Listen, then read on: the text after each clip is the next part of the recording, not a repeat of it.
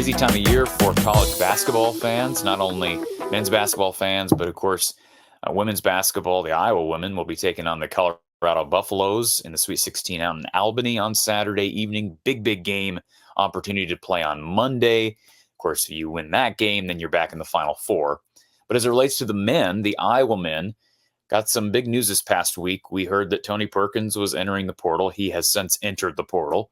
DeSante Bowen has entered the portal. And now Patrick McCaffery, the middle son of head coach Fran McCaffery, has entered the transfer portal after being with the Hawkeyes for 5 seasons. What does that mean? We'll talk about it in just a second. But first, I want to thank our sponsor, Iowa Floor Covering down in Bondurant. If you've got a project, if you're a DIYer or a contractor, give them a call or visit their website. Their phone number is 515-379-7000. That's 515-379-7000. You can also visit their website. It's iowafloorcovering.com. iowafloorcovering.com. Thank you to Iowa Floor Covering down in Bondurant.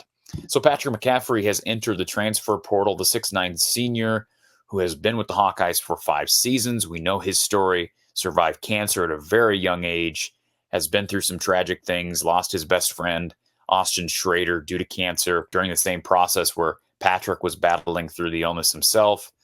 We know Patrick has been an inspiration to many, not just because of what happened with his cancer treatment, cancer survival, but also his acknowledging some of the mental and emotional struggles he's been dealing with. So he's dealt with physical health, mental health, emotional health, and a lot of players do, and his has been a bit more public. And of course, he struggled this past year. I mean, he was out for a while, never got back into the starting lineup. We saw Josh Dix really emerge and kind of take Patrick's place, and there were some games where Patrick played better, but in general, his production has went down. Of course, the Hawkeye team as a whole didn't have a great finish to the season, and so now Patrick will go somewhere else for his 6th year. He has a 6th year because he's part of the final class that gets that free COVID year, all right? So because he was playing back during that 2020 season, he has an opportunity to play somewhere else for one final season. Of course, he's a graduate 5 years into his education. So what does this mean for Iowa? Is this an indication of something bigger? Well, first of all, I think the easy, quick answer is no. I don't believe it to be an indication of anything bigger. I do think Jack deciding to likely go elsewhere other than Iowa might be an indication that long-term Fran won't be here for the next, 4 or 5 years. Maybe he'll retire sooner than that. We know Connor is very invested in his career now. He's dating Caitlin Clark. She's going to be going out to the Fever.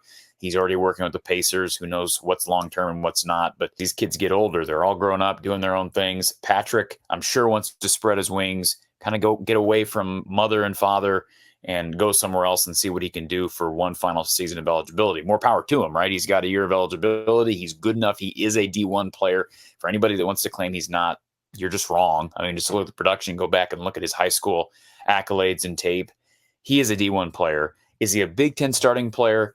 I think physically, some of his inadequacies or struggles have hurt him on the basketball court. And that's no slight against Patrick McCaffery, but he's struggled, I think, from a physicality standpoint in this league on the defensive end, on the glass. Will he be able to excel somewhere else? Maybe he goes to a mid-major. Maybe.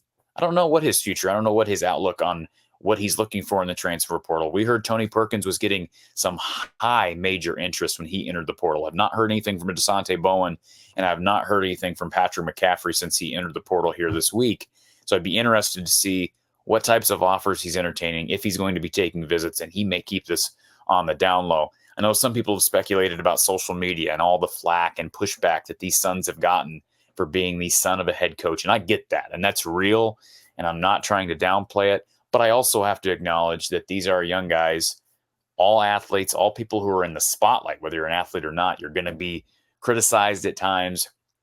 And social media is a part of this generation. If you use it, you have to be willing to take criticism.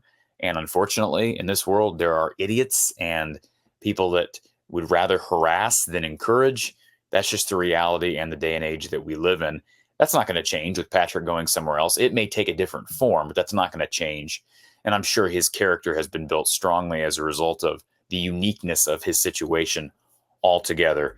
And so I wish the best for Patrick McCaffery. Iowa's got some major holes to fill. Again, we did not expect Patrick back. Would he declare for the draft. He could still declare for the draft while keeping his eligibility in college and see if he gets some feedback from scouts. That's possible. I don't think he's anywhere close to being ready for the NBA, but he could do that. So the Hawkeyes have lost 3 players to the portal, plus Amarion Nimmers, who was not on scholarship, but they also lost him to the portal.